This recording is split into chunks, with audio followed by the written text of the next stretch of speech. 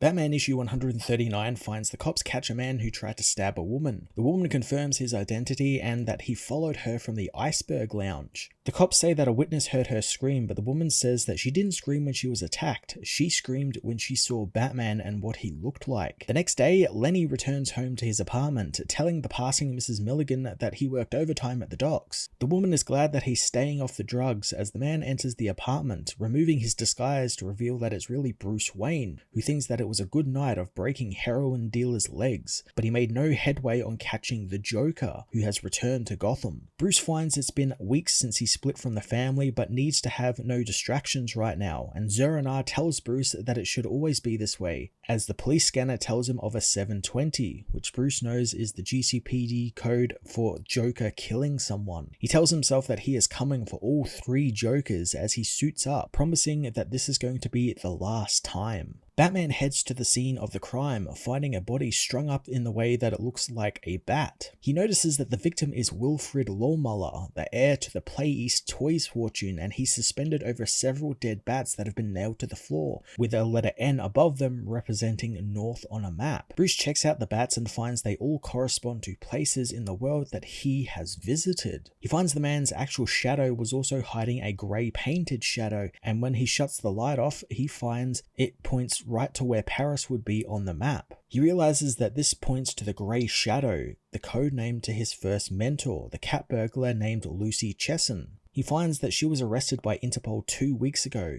making him wonder if the Joker has gotten to her. He grabs the toy baby that was hanging off of Wilfred's dead body, closing its eyes and revealing the word Grandma. Bruce heads to the house of Rosa Lohmuller, Wilfred's grandmother who set up the Play East company with her line of children's toys. However, after the children outgrew the need to have dolls, her company floundered and she became a recluse, left alone with all her dolls in her mansion. Batman carefully enters the house filled with dolls, hearing a familiar voice fill the rooms. Joker tells Batman that he missed him so much, using the dolls to spit acid at the hero. Bruce blocks the acid with his cape, but realizes too late that it's not acid, it's gasoline, as the doll shoots fire at him, setting his cape on fire as well as much of the room. Batman knows the whole mansion is a tinderbox, quickly putting the fire out with a foam pellet before another doll attacks, smashing him through a window. Batman becomes frustrated with the dolls, not having any time for this since Lucy is in danger. He knows the doll is actually a person in disguise, removing the helmet to find a Jokerized man underneath, who Batman recognizes is Floyd Shannon, one of Joker's old goons. The man finds himself happy that Joker took him back after he teamed with Catwoman, but the Joker toxin kills him. Batman gets ready to move on when he sees 3 portraits, recognizing all 3 people in them as 3 of his mentors from his past.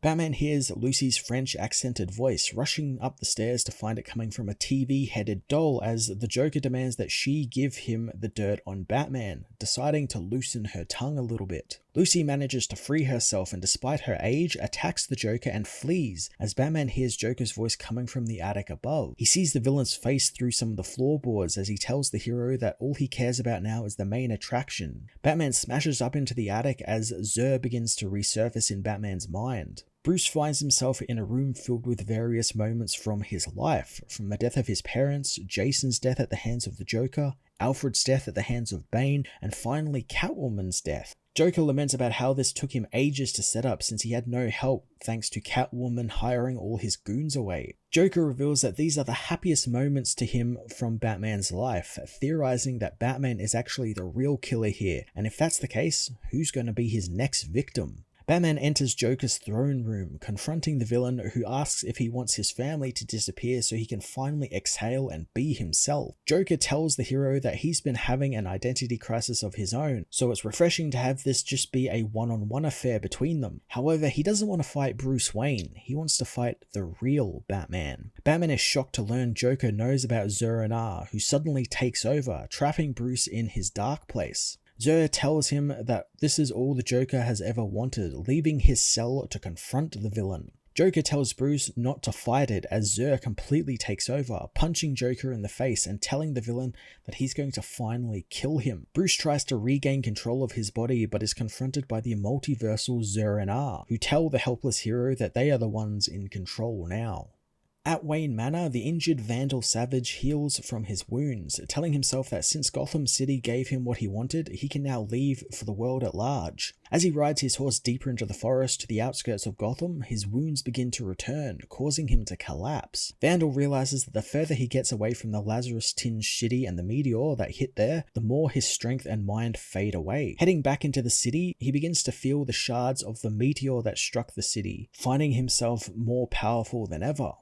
In a nearby alley, he hears two men mugging a local, demanding the man hand over his wallet. Vandal towers over the men, telling them that he will break free from the forces holding him there, but until then, he is going to make Gotham his home. The goons try and square up to Vandal, but he beats the men senseless, proclaiming that Gotham will come to know his name is Vandal Savage, and the power he has is forever. Vandal stops his beating of the men, knowing that violence is a lighthouse that will draw Batman to him, and while he would love to smash his and his family's skulls into the ground beneath his boots, he will need to choose when to unleash himself. He returns to the manor, showering all of the blood off himself and changing into something a bit more respectable, as he tells himself that if he is to be trapped in Gotham, then he needs to be smart about it and show everyone that Vandal Savage is Gotham's true king.